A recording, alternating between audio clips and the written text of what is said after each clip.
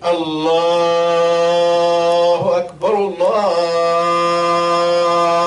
أكبر الله أكبر الله أكبر أشهد أن لا إله إلا الله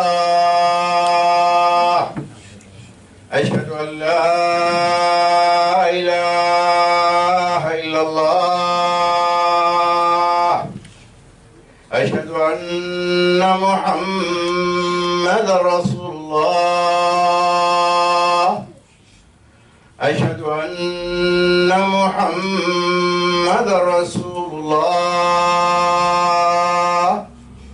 حي على الصلاة حي على الصلاة حي على الفلاح حي على الفلاح الله أكبر الله أكبر لا إله إلا الله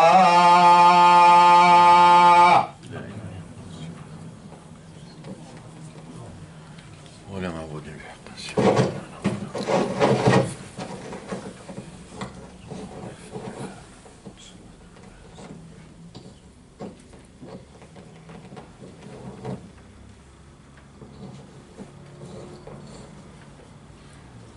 إن الحمد لله نحمده ونستعينه ونستغفره ونعوذ بالله من شرور أنفسنا ومن سيئات أعمالنا من يهده الله فلا مضل له ومن يضلل فلا هادي له وأشهد أن لا إله إلا الله وحده لا شريك له وأشهد أن محمدا عبده ورسوله. Indeed, our praise is for Allah. We praise Him, we seek His help, we beg for His forgiveness. We seek refuge with Allah subhanahu wa ta'ala from the evil within ourselves and the evil consequences of our evil actions. Whoever Allah subhanahu wa ta'ala guides to the straight path, no force in the universe can misguide him.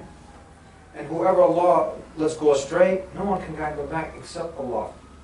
I bear witness and open testimony that there is nothing, no one, worthy of any act of worship except the Creator of the heavens and the earth, Allah, who has no partners, no associates, no one is equal to Him.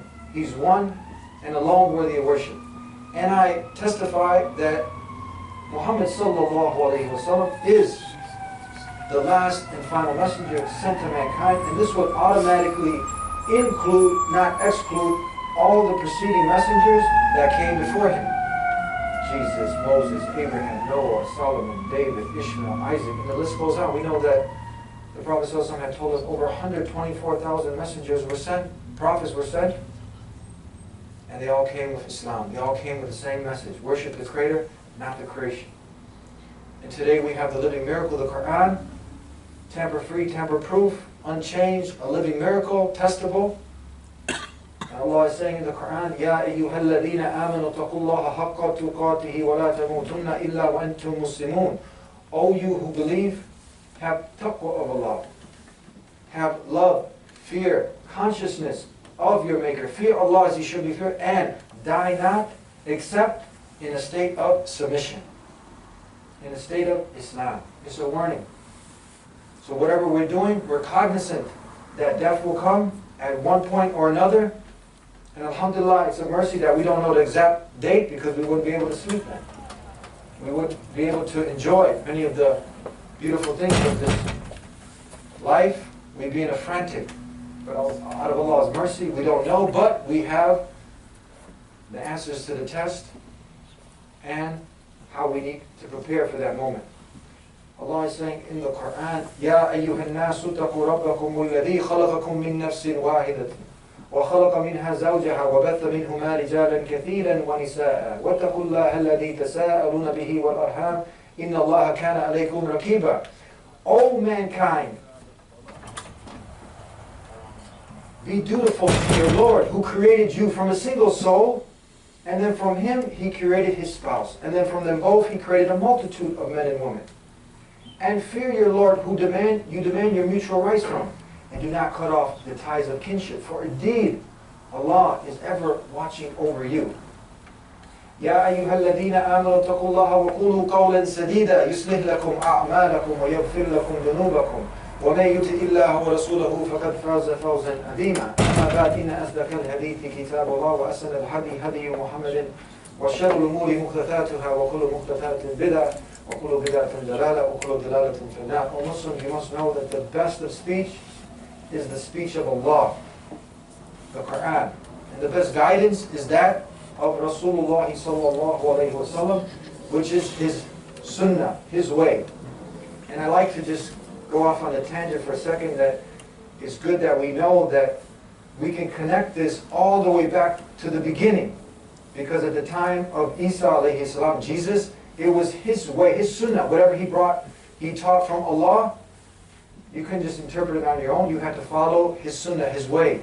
And then Moses, during his time, he brought La ilaha illallah, there's nothing worthy of worship except Allah, and you had to follow his way. He was introducing you on how to get close to Allah. Same thing with all the other prophets, all the way into the beginning. That's Islam. So it's not a new religion brought by Muhammad. It's the same way. It's just the completion, in its completion now that we have it with the Quran and Islam. And we have to know that now, that from here, the Prophet ﷺ would always open up with this at every Jummah khutbah, declaring Allah's oneness, admonishing, giving the glad tidings, and then from there, keeping it plain, keeping it simple. Because we have a lot of it's unfortunate, a lot of the Muslims, and I'd like to congratulate everybody for making it here today, that many are still not taking that time out and accepting the call that Allah is calling people towards. So sometimes we get people in and we go off on some complicated, complex topics and we lose the people. So in the Jummahs we like to keep it nice and simple, as the Prophet ﷺ would do. Now, I want you to imagine if you were at a bus stop, at a university, or at a company, and someone had asked you, what were you doing here? Why are you here? And you had a blank stare, blank look in your face, a confused look. That'd be a problem. Because someone at the bus stop, if you ask them, they just say, well, I'm going down to Devon and Clark. He knows his objective, why he's on the bus. And the person at the university knows why they're at the university. But if they didn't know, it'd be a problem. Now, some people get asked this question, and unfortunately, some Muslims get asked this question, and they don't know how to answer. And this is reiterated in a story that I'd like to share with you, where a sheikh had been approached by a Muslim who had brought in a Hindu who had investigated about Islam. He liked the pure monotheism, the simple message, and all the other things that just captivate, that really draw the people in, because that's what's in us, that fitrah that attracts to the truth when it's presented to us. So he came to visit the sheikh, and the sheikh asked him, he said, do you know what the purpose of life is, why you're here? And the Hindu had responded, no, I have no clue, I have no idea. And the sheikh bolstered and got very excited that, you know, in Islam, it's very clear. It's one of the quintessential, fundamental teachings of Islam. That everyone from a young age, kids are taught what the purpose of life is. And then he looked to the Muslim and he said, go ahead and tell him. Go ahead and explain to him. And then he looked up and he saw a blank look, a confused look on the Muslim's face. And he realized that he had made a mistake, that he obviously didn't know. And we find ourselves in different circumstances kind of reiterating the same thing. We see it repeating itself. And this is so important because we can take, for example, someone who reaches their 70s and 80s. And now they are about to expire, leave this world. And they look back, reflecting on their life, which after 5-6 hours, it can all be summed up. And they look back to their childhood when they were in the loving care of their family, for those who had a family. And those years they really can't recollect. And then they look back to their youth, and they see that those were years, for some of us, that passed long ago. And looking to the many goals that were chased and accomplished, looking back to the good times, the not so good times, some of the thrills, meaningless, fruitless adventures, basically the roller coaster of excitement, which all passed by a long time ago. Then the individual lived for their spouse, and they found fulfillment and purpose there, living for a husband or a wife. And then their husband or their wife left them long ago. They passed before them. And then they lived for their children, which many of us do today. And they nourished them, and they educated them, and they fed them, and they washed them, and they watched them grow, and they found tranquility and purpose there. And then their children had grown up, had children of their own, and put them in an old folks' home. So now, this individual is staring at death in their face, wondering, what was it all about? This transitory life that had passed by so quickly. So now how do we come back as Muslims who Allah has sent Islam with the guidance? And He has defined everything clearly. And we know that in Islam, Allah has said in the Quran, وَمَا خَلَقْتُ الْجِنَّ وَالْإِنسَ إِلَّا لِيَعْبُدُونَ, that I have not created mankind, the jinn and the mankind, except to worship me. Translated, that loving everything that your Maker loves, you do, is an act of ibadah, worship.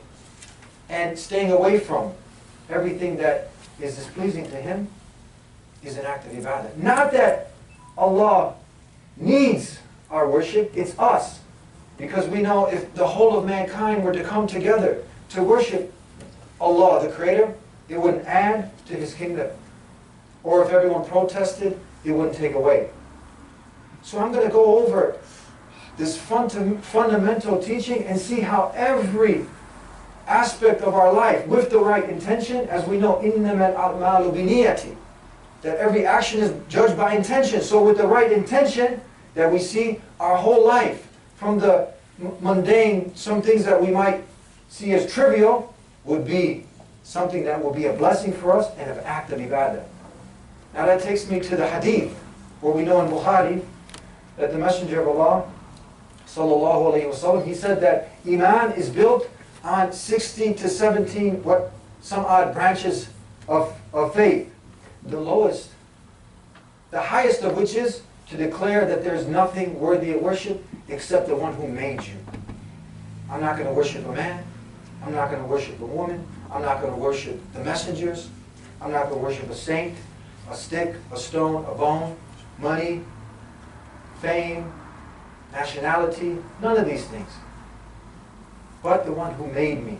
And then, that's the highest. Now, the smallest is to what? To remove a harmful element from the road. So we see by moving a harmful element from the road, you can prevent some harm that can be harming someone. And then, in the same hadith, talks about modesty being a branch of Iman. So now, it's interesting when we hear the scholars going to this in depth. We see from the smallest things that a Muslim does and incorporates that into his life, this is an act of worship. And nothing is left out. Now we know that from the pillars of Islam, we have the main pillars, the 5. And after the Shahada, then we have the prayer, 5 times a day, with no exception. It's not where we combine them all at the end of the day, or we just come and do Jummah one day. We don't modify the deen, because then we'd be a modified Muslim. And then we have the other pillars that come into it. These are the crust of Islam. But then, from there, the whole objective of Islam, as the Prophet ﷺ has said, I have not been sent except to perfect good manners. I want to give an illustration to kind of hit this, to bring it home. Imagine if there was a company that had hired you.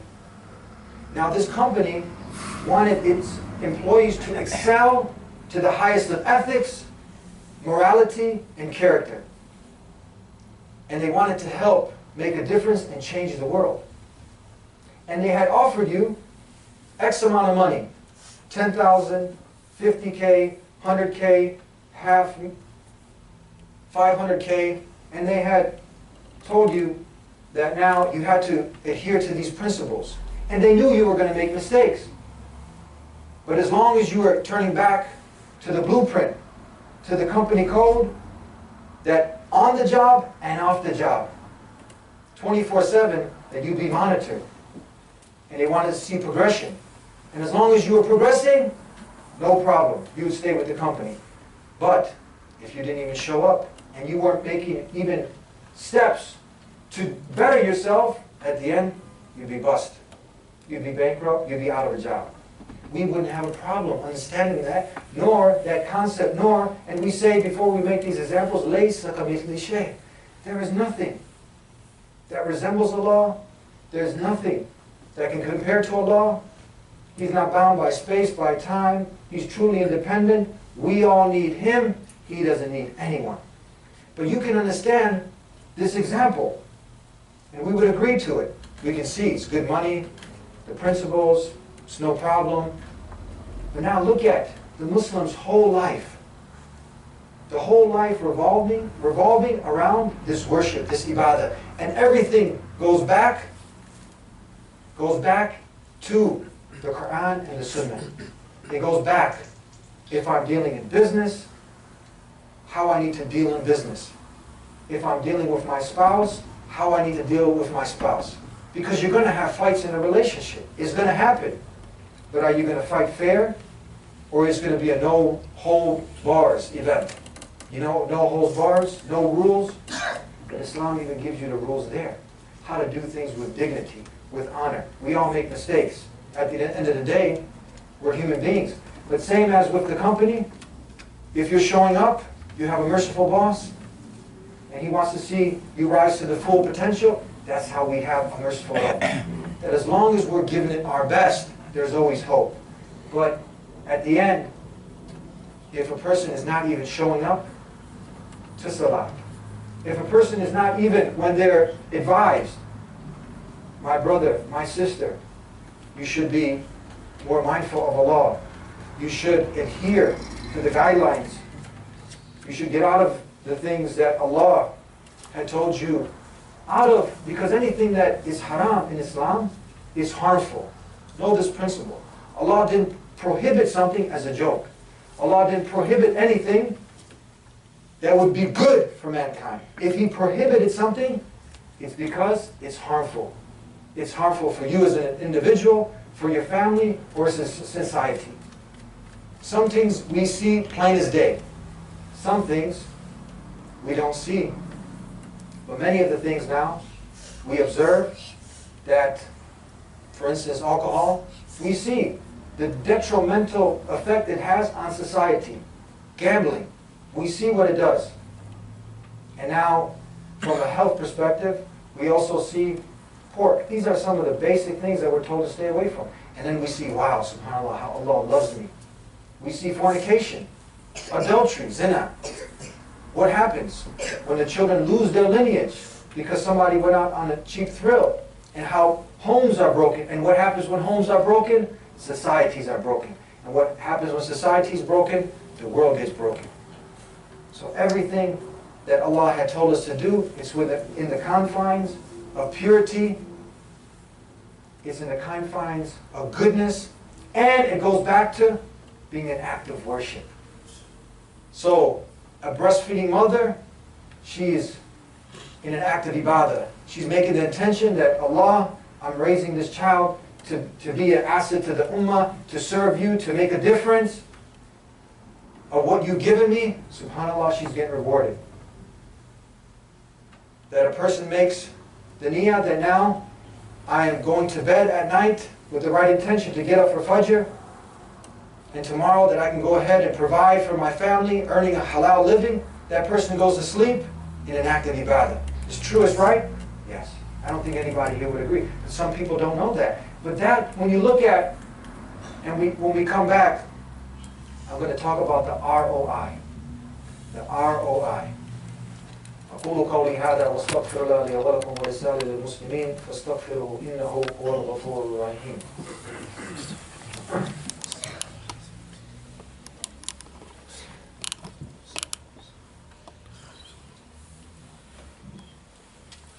Bismillah, alhamdulillah, wassalatu wassalamu ala rasulillah sallallahu alayhi wa sallam. Now, many of you, maybe most of you, you haven't heard, for the people in business, you should know what ROI is. And if you are in business and you don't know, this is something that, at the end, every business person should know. Because now, as Muslims, you're in the barakah business. You're in the business with Allah. And you don't have to jot down like you would with an employer, your hours, how much time you put in. Allah, He's holding record of account of all of that. So when you know the ROI from the mundane things you do in life to the big acts of worship, the return on your investment, this will help motivate you to go ahead and give it your best. We all have days when we're not at our best. But many people, even the multi-millionaires and billionaires, you'll see in one of the strongest economies where people have good jobs, they're rich. You'll see them, for instance, take one example, Japan. You have one of the highest rates of suicide. And we find this usually amongst the elite, the rich and the famous. Nothing wrong with having money. You can actually help change and make a difference if it's built on Iman. It's not built on Iman, money, at the end, it doesn't bring that solace. It doesn't bring that happiness. Person doesn't know what the purpose is. So there's an empty void in the heart. And that can only be filled by connecting the heart back to the maker of the heart. Got it? Good. Alhamdulillah. So now a person, he goes, she goes, and dedicates their entire life to pleasing their Creator. And now the return on the investment is huge. It's big. We know examples when a person with his spouse goes and commits this act that's desired, fulfills it in the right way, it's an act of ibadah, according to the hadith. Where the Prophet ﷺ had been asked by the Sahaba, well, what if we do this illicit act in the wrong way? Well, you'd be getting punished. It'd be a sin. That's why if you did it in the right way, subhanAllah, you would go ahead and get the reward. Another act of ibadah. So there's nothing where we have this misconception that to be a Muslim is just praying 5 times a day, is in the masjid, that's it. Locked up in a room and everything else, now it's off, on. Now I don't want to mix Islam, I don't want to mix dunya with my deen. No, there's no separation. And it's sad to say you have some Muslim, well, I don't want to mix religion with it. How are you going to cut Allah out of the equation? You can't as a Muslim. You cannot. Because Islam, as soon as you cut it out, there goes your honesty, your integrity. You cannot cut out from your business dealings. No. And all of these things go back to being in a state of ibadah, being in a state of worship, knowing that Allah is watching everything at all times, because that's my purpose. That's what it's all about. To worship my Creator, to be the best, to rise to the full potential, not because Allah needs it, because we need it. And then we have answers to the test. It's all there. So if we want to stay at one level and not rise, that'd be a foolish thing. Because you wouldn't want to stay in the kindergarten your whole life. You want to go to first, second, third, and progress. Same thing from high school to college. We keep excelling. But we have to also climb the spiritual ladder. And we have to know these basic fundamentals of our deen. This will help us to be more motivated, to be more enthusiastic, to help us get through the sullen times, the times, because again, we're human beings, we are packed with emotion. Some days are good, some days are sad.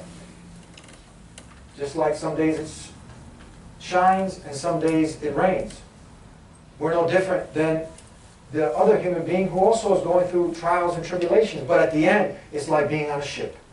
And you have the thunderstorms kicking in, and one has Allah with him and one doesn't. And at the end of the day, the one who has Allah with him will prevail at the end. And when you die, you'll have, as was promised for you, Jannah in store. But we have to commit now and plant those seeds of goodness and live our purpose. Live what we've been created for. So then we can achieve that greatness and have what Allah had promised us of goodness in this life, and then have the ultimate reward in the next life. I have a program. It's probably one of the first and only Islamic TV talk shows. And our mission is to help, to share, because it's not our job to convert anybody, but it is a mandate. It is obligatory to share this message of peace. Peace acquired by what? Submitting yourself to the Creator. And many people, they don't know. So now we have brought on many human beings from all over the world who have accepted Islam and shown the true face of Islam, brought out scholars of Islam, so our brothers and sisters in humanity can really see what Islam is about, that it is the fastest growing way of life in the world. We're trying to make that small difference. And this is also a part of that ibadah. That when a person invites one person to the truth and that person acts on it, your investment, your return on your investment, your ROI, is paid off until the end. A person will come on the Day of Judgment and say, where are all these good deeds? Because a certain person had taken the Shahada. They started praying. Their character got better. They started to be better human beings. And all of that was adding up. And who helped them? Abdullah, Muhammad, and the rest of you. So with that said, I have some bumper stickers here. You can go ahead before you leave and try to help to share this program that we have. Put a bumper sticker on your car. One person sees it, goes to the website, gets informed, becomes a friend, not a foe, makes a difference. You get the reward for it, and then keep us in your du'as. And we ask Allah, Inna Allah wa malaikatahu yusalluna ala nabi. Ya ayyuha alladhina amanu sallu alayhi wa sallimu taslima. Allahumma salli ala Muhammad wa ali Muhammad kama sallaita ala Ibrahim wa ali Ibrahim innaka Hamidun Majid. Allahumma barik ala Muhammad wa ali Muhammad kama sallaita ala Ibrahim wa ali Ibrahim innaka Hamidun Majid. ربنا آتنا في الدنيا حسنة وفي الآخرة حسنة وقنا عذاب النار. I ask Allah to grant us the best in this life, the best in the hereafter, and to protect us from the hellfire. عباد الله إن الله يأمر بالعدل والإحسان وإيتاء ذي القربى وينهى عن الفحشاء والمنكر والبغي يعظكم لعلكم تذكرون. Allah, O slaves of Allah, Allah commands the justice, doing of good, and He forbids rebellion and all shameful indecency and immorality. And He instructs you that you may remember. Remember Allah, your Maker, your Creator, and He will remember you. Be thankful to Allah, and He will increase you in your bounty. Seek His forgiveness, and He will forgive you. Be mindful of Allah, and He will provide a way out from any of your issues. Aqimus salat.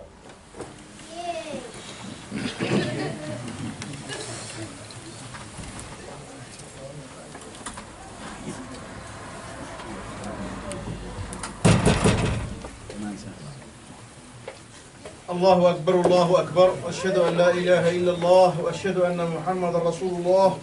حي على الصلاة حي على الصلاة حي على الفلاح حي على الفلاح. قامت الصلاة قامت الصلاة. الله أكبر لا إله إلا الله. Tighten the rolls, shoulder to shoulder. Leave no gaps. Pray as if it's your last prayer.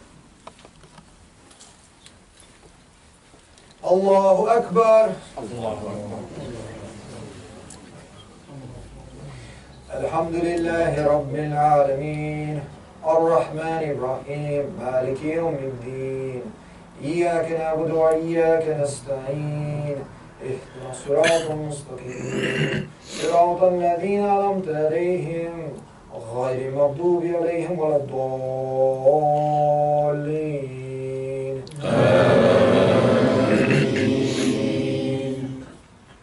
سبح اسم ربك الأعلى الذي خلق فسوى والذي قدر فهدى والذي أخرج المرعى فجعله غثاء نحوا سنقرئك فلا تنسى إلا ما شاء الله إنه يعلم الجهر وما يخفى ونيسرك لليسرى فذكر إن نفعت الذكرى سيذكر من يخشى ويتجنبها الأشقى الذي يصلى النار الكبرى ثم لا يموت فيها ولا يحيا قد أفلح من تزكى وذكر اسم ربه فصلى بل تؤثرون الحياة الدنيا والآخرة خير وأبقى إن هذا لفي الصحف الأولى صحف إبراهيم وموسى الله أكبر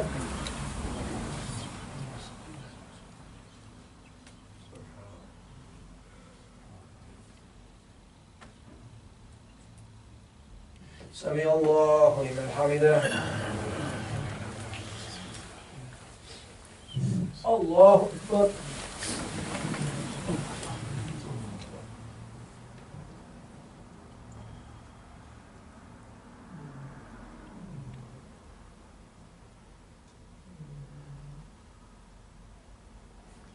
الله أكبر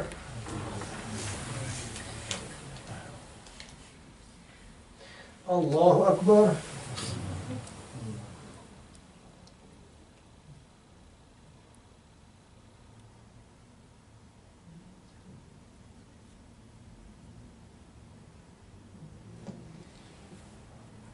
الله أكبر الحمد لله رب العالمين الرحمن الرحيم مالك يوم الدين إياك نعبد وإياك نستعين اهدنا الصراط المستقيم صراط الذين أنعمت عليهم غير المغضوب عليهم ولا الضالين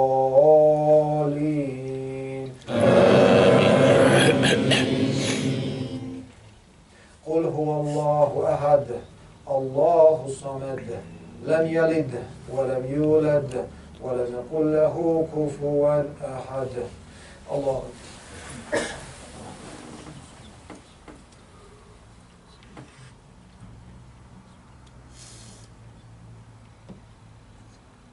سمع الله لمن حمده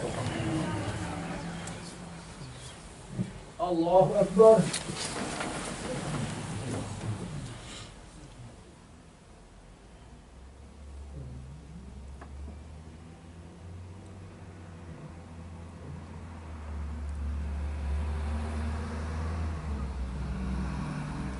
الله أكبر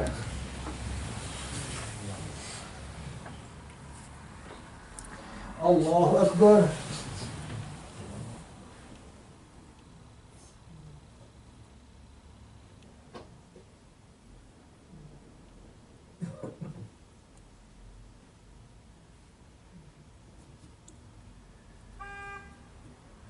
الله أكبر الله أكبر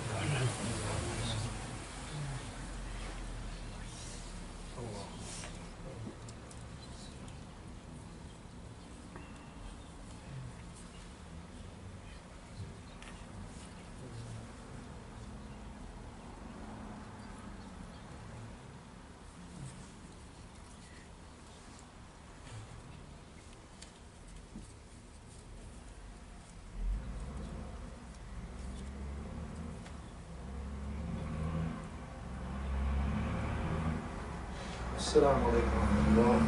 السلام عليكم ورحمة الله.